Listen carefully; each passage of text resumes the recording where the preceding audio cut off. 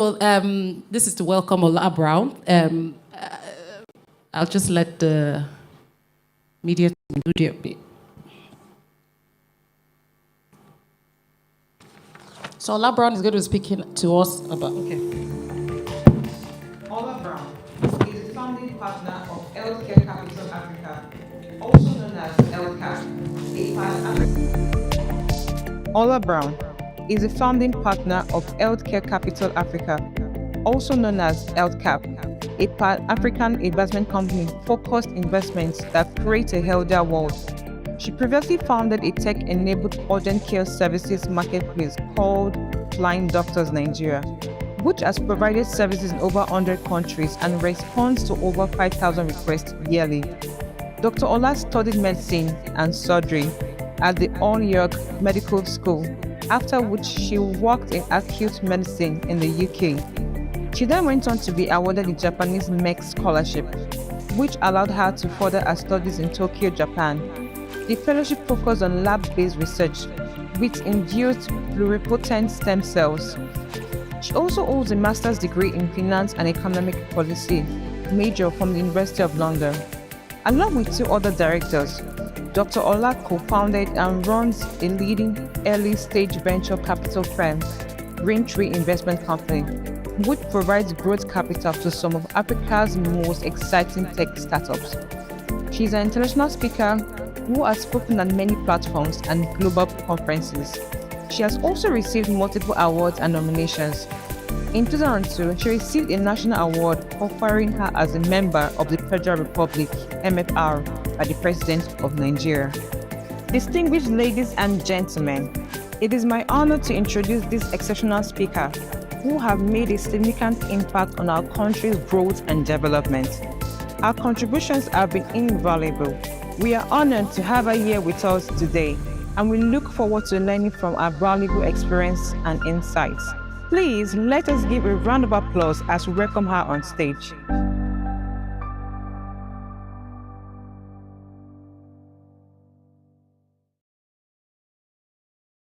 I think there's nowhere else in the world right now than I'd rather be than right here with you. It's a beautiful fellowship, beautiful church, beautiful congregation.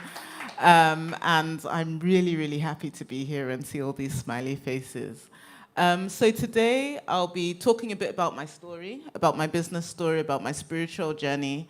And then I'll be sharing some of the key biblical figures that have inspired me professionally and have also taught me a few lessons which I've applied to business. So I'll start by telling my story because I think it's important for people to realize. I wrote an article that was very popular on my Medium, and it's called How to Win in Life If Your Father is Not Femi Otedola.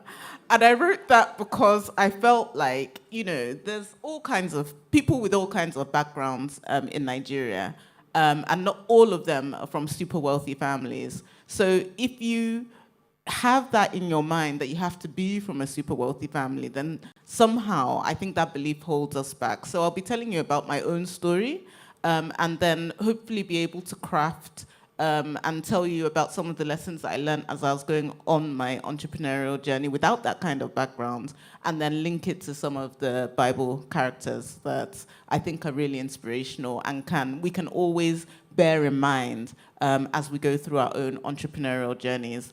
Now, my definition of entrepreneurship is not just starting a business, it's also working in a business. And I think that's important because I think that you can serve in many ways. So I'll also be referring to executive life. I am an entrepreneur, but I see an ED or a GM of a bank as my peer. They have a really big platform and they're also making impact in their own way. I see people working in government as my peer, and I don't think anything is above the other. And I think I could even switch. I can serve in government, I can also serve in the private sector. So I don't think entrepreneurship is the only way that you can make impact. And I think that you need to be, when you're working in government, you need to be very entrepreneurial. You need to think like an entrepreneur. The country today is starved of revenue. And in order to be able to be effective in a government role, you need to be innovative. The same way if you're in an executive role, you're charged with making money and creating value for your company. So many of the lessons I'm going to be sharing today are relatable, not only if you've started your own business, but also if you're in an entrepreneurial role in the public or private sector. I don't think I've ever shared this before, but I was born into a home. My dad was not a pastor at the time, but I was born into a home where my parents were quite young, and they'd just come from Nigeria. They were still in school. So immediately, when I was probably about 2 months or 3 months, I went into foster care. So I was seeing my parents sort of just on school holidays. But my foster parents also were not educated. They didn't finish university either. So I think a lot of people thought that that was a very bad start in life. I can remember going to see the school counselor and saying that I wanted to become a doctor. And she started laughing. And she said that I should just choose something more realistic. And I can remember when I started going to school, when I got married, or when I was about to get married, I took my husband-to-be to see my foster parents in sort of the small town that I grew up. And before that, I used to be able to tease my husband. So whenever he makes a grammar error, I'll be like, I was privileged to have a British education, so I can correct you. You went to university in Kano, so maybe that's why you made that mistake. But I took him to my primary school. This town was so small, they didn't even have a secondary school. So primary 1 and 2 were in one class. So you stayed there for 2 years. Then 3 or 4 were in another class. 5 and 6 were in another class. And I can remember, I think it was 4 years ago, the Minister for Education was coming to my town. So that was a big deal. And the head mistress called me that the Minister of Education is coming. And I said, I can't come back. That place is like 4 hours from London driving, and there's no motorway. It's an A road. So you get to a point. Like, my husband was so surprised. You start seeing animals on the road. So when she called, I was like, look, I live in Nigeria, that I can't come, that please find somebody else. She's like, but we're looking for a successful graduate of the school. And I said, there must be other people. So I said, I can't come, that I actually live in Lagos, like I live in Africa. So a week later, she said that you must come, the minister is coming. They paid for my ticket and hotel to come back to say that, okay, this is the student that we produced. So yeah, that was growing up. And I think that one of the things that I realized growing up as well, particularly in that kind of foster home where neither of my foster parents were educated, was the importance of financial stability. I can remember, my earliest memory of thinking or being aware, there were 2 memories I have of the importance of financial stability. Number 1 was when I just asked my foster mom for biscuits. I said, I feel like eating rich tea, and she started crying. And I said, why are you crying? All I asked for was rich tea. And she said that I'm so ashamed that we've not been able to have the cash to buy rich tea this week. And I was like, but why are you crying about that? It wasn't even that important to me. I just said I felt like eating it. And if you don't have it, I'll just eat the normal dinner. I just wanted it. But I can remember her feeling very, very upset and ashamed about that. She was shaking, how can I not be able to give this child rich tea biscuits? But I didn't understand what that meant. But that was my first exposure to financial stability. The second exposure I had was when somebody in my class asked me that, why is it when we don't want clothes that we bring them to your house and you wear our old clothes back to the same school? I remember 2 classrooms in one room. So you're wearing them for 2 years. So everybody, both year 1 or 2 or 3 or 4, are seeing the same clothes. So Lucy was asking me that, why is it that we have to bring our old clothes? Why is it that your own parents cannot bring new clothes for you?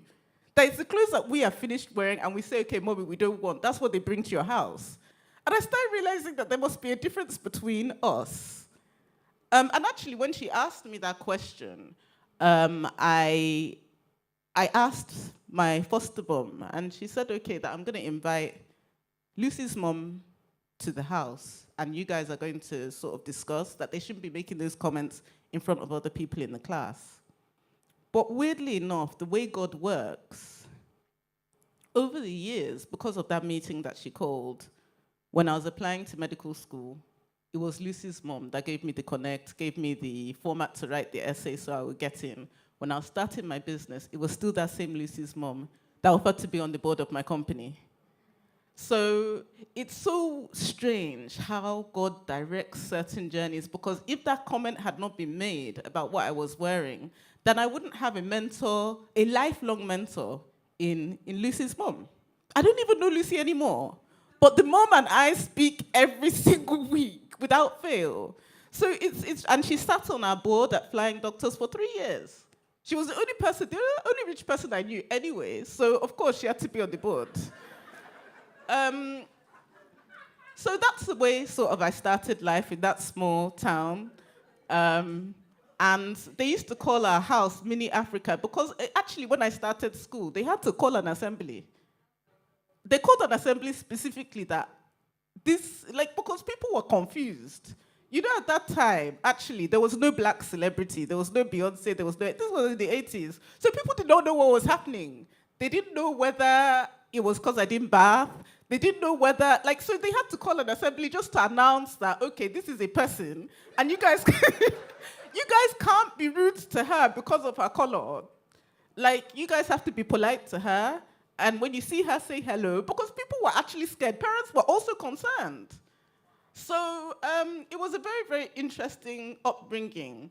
And even when I got into medical school, because it was a town, so to go out, they used to send buses to the town to take you to secondary school. The secondary school was actually far. So when I got into medical school and I was going to York, people were like, but you're going so far. This is all the way to another town that we've never heard of. Most people, after secondary school, they're not going anywhere because it was actually quite a rural environment. They put me in the town is called Lowestoft. I was in the newspaper for a week. It was such an achievement. They'll put your picture there that this is the person that got into medical school. So that was sort of the environment where I grew up. Not rural Nigeria, but you can see some similarities between rural Nigeria and rural England. And even growing up in that environment meant that obviously a lot of people, I call it kind of like a left behind area of England where, you're so far away from London, you're so far away, being far away from Lagos, you don't get the benefits. Even the healthcare is worse, everything is worse, and obviously the education is worse. So that's sort of the way that I grew up. I was still seeing my parents, summer holidays, some weekends, I'll come to London. By the time I was sort of approaching 9, 10 years old, they had started their own church in London, so I used to do a lot of church work. In fact, there's no department that I've not worked, whether Sunday school, whether cleaning, whether making tea, all of the departments I worked because and it was a deliverance ministry. So if you notice, I still don't wear earrings. No trousers, no earrings, no TV, no Christmas. Even this wedding ring, it makes me uncomfortable because the kind of deliverance ministry it was, you can't wear any jewelry. So that was sort of a bit about my background until I got into medical school, which was a miracle in itself, really, and I could tell that whole story. But one of the most interesting things was actually going into medical school. So I feel like everything is designed for the middle class. So one of the things that they say in the UK is that you have to have work experience before you go into medical school. So you've got to have worked in a hospital or something, volunteered somewhere, so you can talk about it in your interviews. But they never considered that people might not know any doctors. And I was one of those people that nobody knew any doctor, but there was a guy in my church who was a cleaner in a hospital. Oh, I'm going to tell you how I ended up in a psychiatric home for the criminally insane. I'm coming. So he was a cleaner in a psychiatric unit.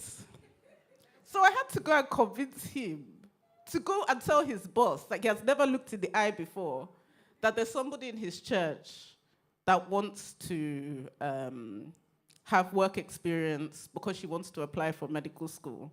I don't know how God managed to do that for me, but somehow he was able to convince his boss to let me come to work with her. It was a female consultant. So that's how I ended up in like one of the most secure psychiatric units in, in the UK. So we'd start the ward round and I'd say, what's wrong with this patient? They'll say, this one killed his whole family. I'll go to another, very dangerous people. But that was my work experience. And it actually gave me a lot of interesting things to say in my interview because obviously the rest of them, they're all from highly connected places. They went to decent places. Me, I had a completely different experience from my work experience. So everybody really liked my interviews because at least I had a really, really strange story to tell. So I got into medical school and and I was working on the side, so I was selling boots in Timberland because obviously I had to pay my rent, I had to pay other things. So I was working in Timberland and I was selling boots, shoes as well, all the Timberland shoes. And that was really my first business. And in 2003, I always say that that business was really helped by Jay-Z and Beyonce because they released a video where they were wearing those Timberland boots. So all of a sudden, my business really, all my rents, all my school fees, everything that I had to pay was like kind of buoyed by that video because when it came out, everybody was like, oh, you know, these boots are the things to wear. So I had customers in America, I had customers all over Europe. I'll just use my own store discount to buy the boots at a discount and I'd sell them on eBay. But even getting onto eBay was a very, very big problem because the guy that had the digital camera lived like 30 minutes from me. So I had to ride my bike 1 hour from the designer outlet, first of all, where I worked, get home, and then package all my merchandise, and then start riding my bike to that guy's house to use his digital camera, upload on his computer, because I didn't have a computer, and then we're doing the business like that. So I was always in the post office. Throughout when I was in medical school, I used to be in the post office every morning, because I was posting all my shoes to different places around the world that I'd ordered from my eBay shop. And I can remember one Christmas where it was evening, and obviously lots of discounts at Christmas. I used to work Christmas Day, I used to work New Year's Day, because obviously I had so many bills to pay. And I had got this way of tying my shoes, all of the shoes, onto the back of my bicycle. So it was bigger than the basket at the back of my bicycle. So I used to arrange everything. And on Christmas Day, I was driving around the roundabout, going home after my shift, and I got knocked down by a lorry, and all my merchandise just spilled across the roundabout, and I was so sad. Like, I could have died, but I was so sad that, like, all the shoes were just everywhere, and I had to, like, go and start packing them on the road, and it was freezing, it was snowing, and I just felt like, what kind of life is this? Let me just drop out and get a real job. They had already actually offered me a management position at that Timberland. They said they'll take me to London and pay me some small money. I'm like, what am I doing here?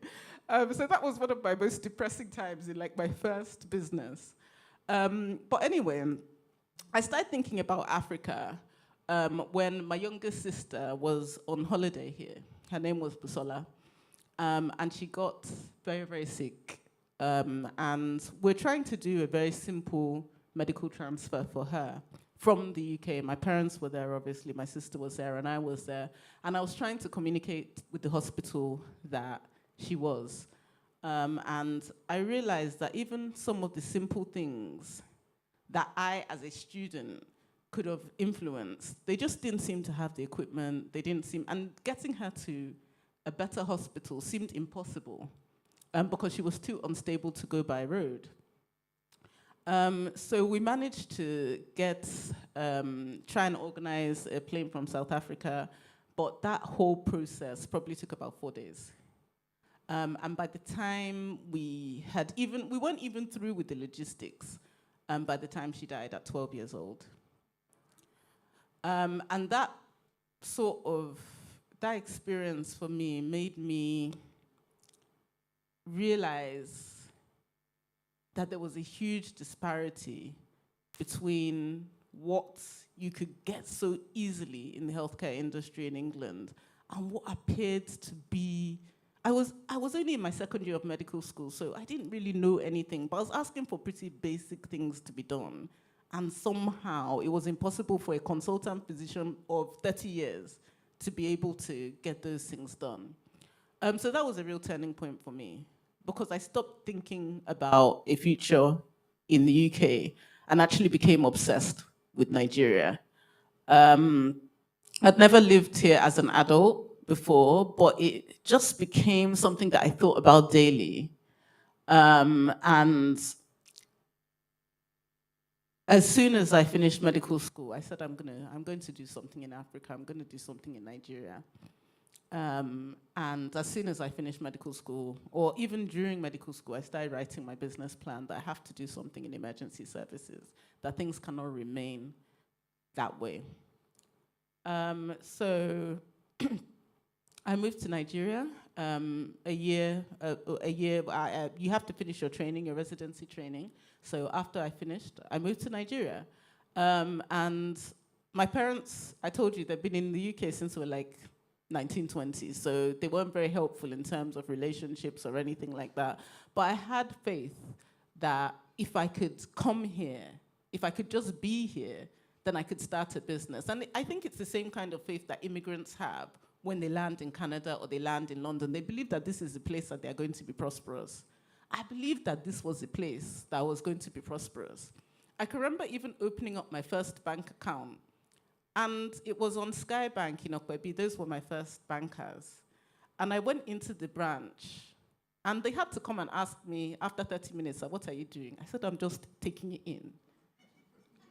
Because I'd never seen black people run a bank before. So I had to first of all sit down and absorb that we had the intellectual capability without any supervision to be able to organize. Of course, I knew intellectually, but I'd not seen it live.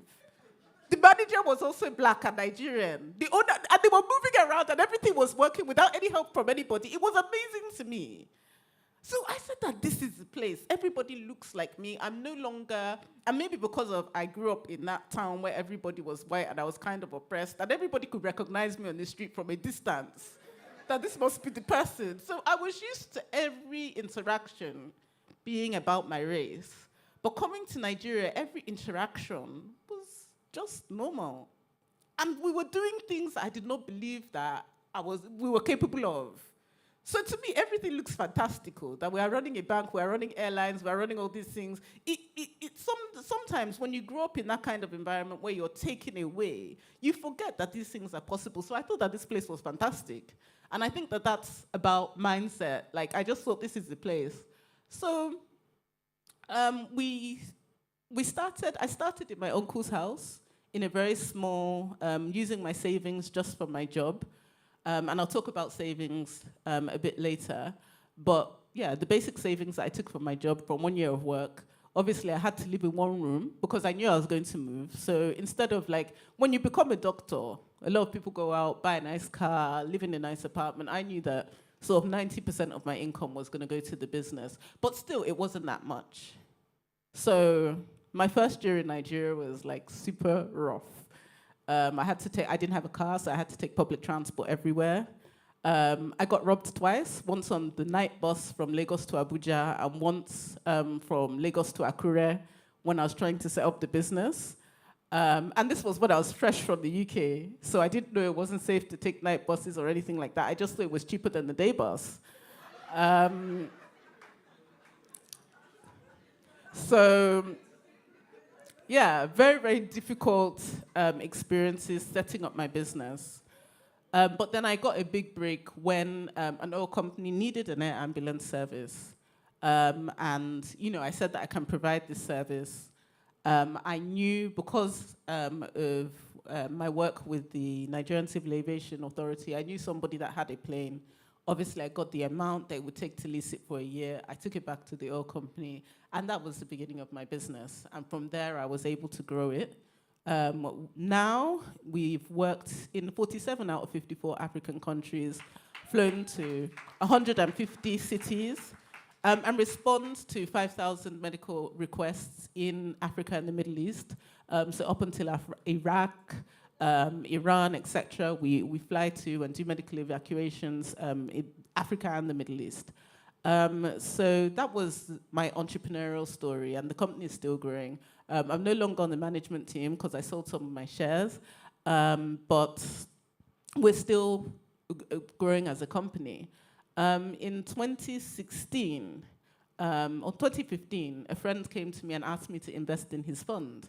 So I thought that, you know, we have Forex, the arbitrage game that I was playing with treasury bills was no longer working, where I was trying to like get our income in dollars, change it to naira, then get into treasury bills at 18%. That one had crashed completely. So I really had nothing to do with the money. So I said, okay, let me try and diversify by investing in this fund. So I invested in Green Tree. We raised the fund together from Nigerian high net worth individuals and institutions, and closed in 2016. And unfortunately, my partner had a medical emergency. He had to move back to the UK, a family emergency, and I was stuck with the fund. Now, I told this man that I don't want to do anything to do with finance. I'm a doctor, I'm an operator, I can offer business advice, but I'm not going to do anything with finance. But he said, look, are you going to return the money? And I had a very good support system. Mr. Bode Augusto was chairman, for instance, so I had a very good learning environment, very good mentors. So we continued running the funds, made some very good investments. First check-in in Flutterwave, first check-in in Paystack, even before they went on to Y Combinator and achieved great success.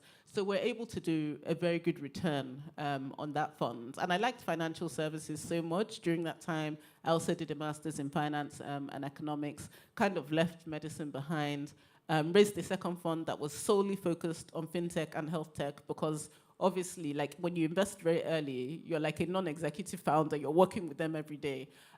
So I got very well versed in fintech. So we decided to focus on fintech and health tech, plus my background academically is in financial services and medicine. So I did a second fund in the midst of, or about to close our third fund now. So fully into financial services. I think I left medicine quite some time ago.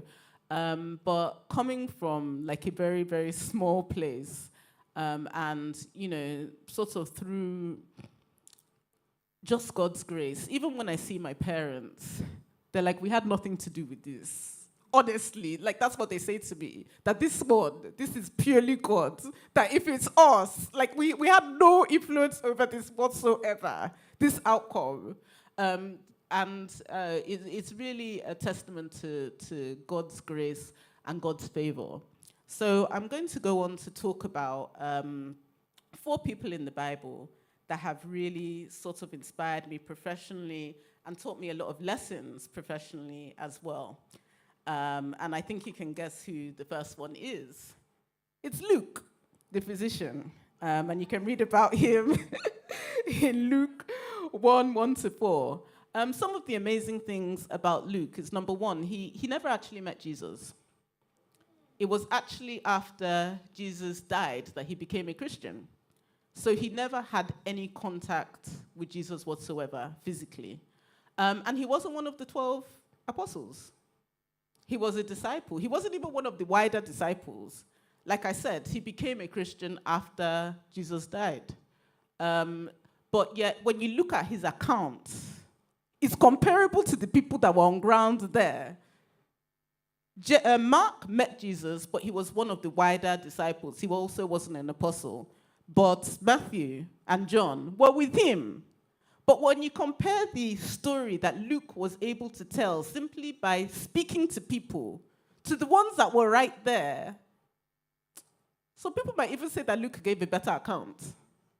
And how did Luke get that information? By going around and speaking to people, by doing his research, by being methodical, by using his intelligence, his training in research, in reading, to go around and interview people, qualitative research. What did you see at this point in time? What did Jesus do at this point in time? You were there when he did this. Tell me more about it. And he was able to gather all that documentation and put it into a book that was as strong, or an account that was as strong as the people that were right there with him. And that teaches me about keeping good records. And whenever you're raising money, keeping good financial records is important. It teaches me about doing my research before every meeting and making sure that I not only know the person that I'm meeting, I know where they worked before.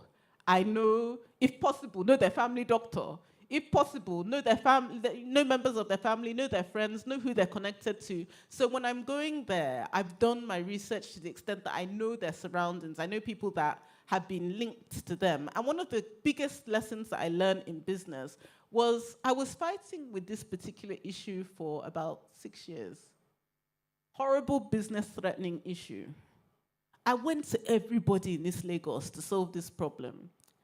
And finally, I met somebody by chance.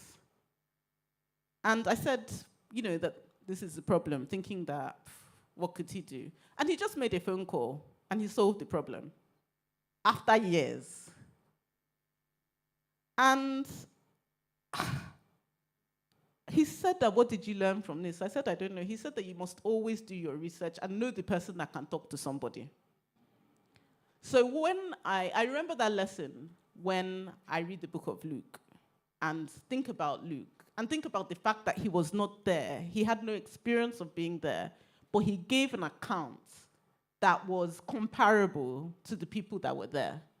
So research, understanding, being methodical, documenting are really, really important things that I've learned that have helped me in my professional journey, and also I think would be helpful to you.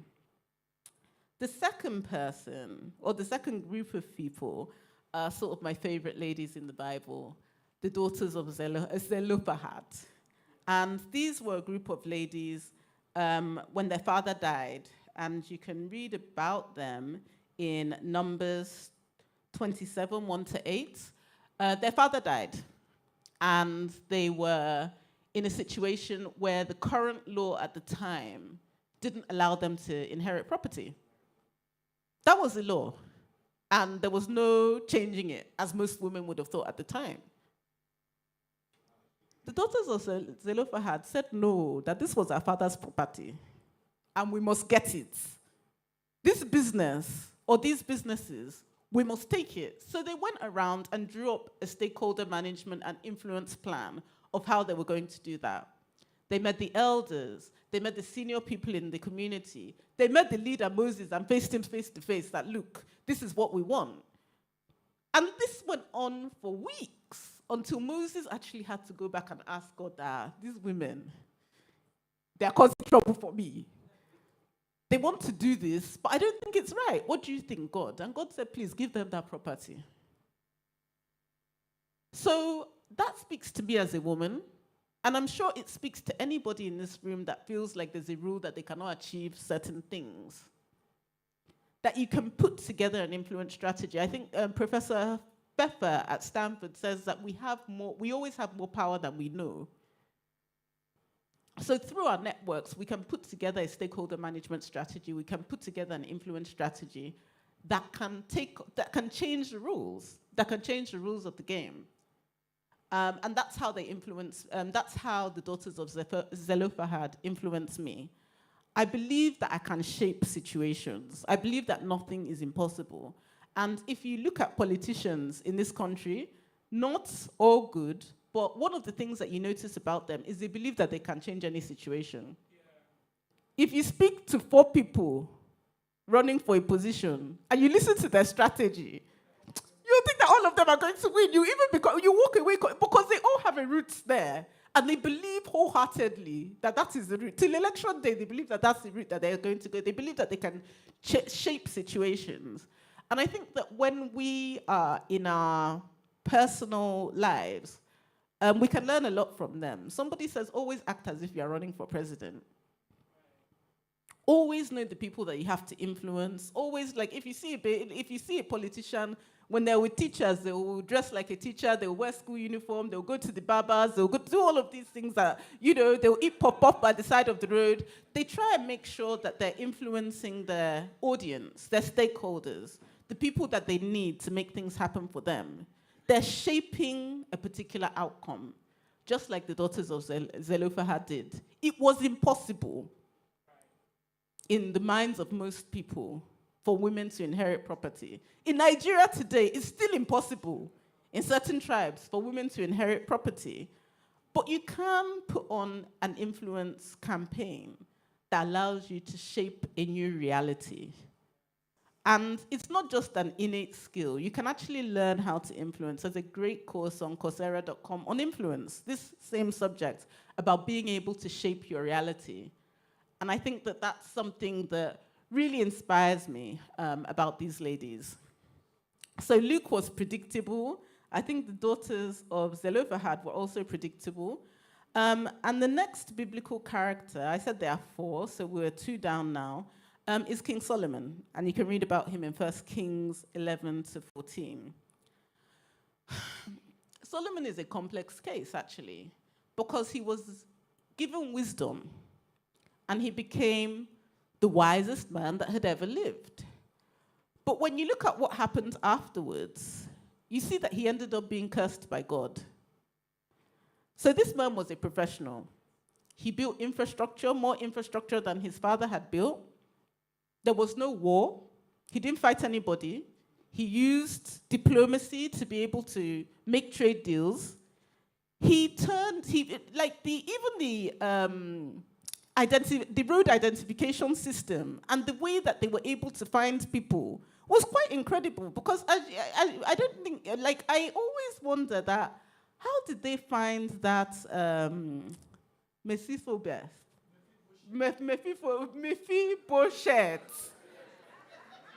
They said they should bring him, and he was at the border. And they still knew that, okay, this is where this person is living. Even in today's Nigeria, it's difficult to find people if they don't want to be found, particularly if they're living by Niger, or by Zambisa, or by Chad, or by somewhere. But obviously, he put infrastructure in place. He had good economic policies. He had good trade policies. But somehow, despite the professionalism with which he ran his government, he was driven by things that he wanted as opposed to things that he wanted to be done. And he ended up, being the wisest man that ever lived, but still cursed by God. And that tells me that discipline is also important, even if you're a very clever person. It's better to even have mediocre intelligence and be very disciplined than to be very smart and not have the discipline and the focus it takes to execute and not follow what you want to do. So one of the things that billionaires like to say is follow your passion. I don't agree. The billionaire that is telling you that is making cement or importing PMS or doing steel or doing pasta or doing rice. Those are not the things that he's passionate about. I think he looked at the market. They look at the market. They said the market for cement is good. I'm not 100% sure that Dangote is passionate about cement. But he looked at the market and made a rational, logical decision. He didn't blindly follow the things that he wanted or the things that he was passionate about. Maybe he's passionate, I don't know what he's passionate about. Maybe he's passionate about Arsenal Football Club. But he didn't say that, okay, I'm going to start a football academy or I'm going to start a football manufacturing company in Nigeria. Because sometimes the things that you're passionate about are just not good businesses and they're better off as hobbies. So there is an argument that you keep your passion for the weekends and do something that you can do well, or you find the mixture between something you can do well, something that the world needs, something that makes impact, and something that makes money. So discipline, focus, discernment are what King Solomon teaches me about. I've spoken about a king. I've spoken about a group of women. I've spoken about a doctor. So the last person that I'm going to speak about is a public servant, Joseph. Joseph was a foreigner, first of all, and he became the most powerful man in Egypt. That's like a Nigerian going to Congo or going to Tunisia or even going to this same Egypt and becoming vice president or deputy chief of staff. He became more trusted than any Egyptian. And it was because he had revelations from God.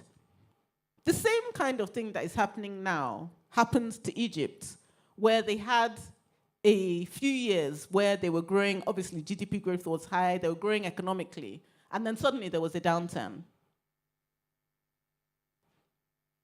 And it was what they had saved during the years of boom that they were able to use to feed each other, to feed their own citizens, but also to feed other countries because they were the wise ones. But Joseph was actually a really excellent public servant because he noticed that the budget of Egypt itself was going down. So what did he do? He instituted a tax of 20%. Corporate tax. Anybody that is producing anything needs to use 20% or bring 20% to the government. So he was a policy maker. He introduced new innovative ideas to his government.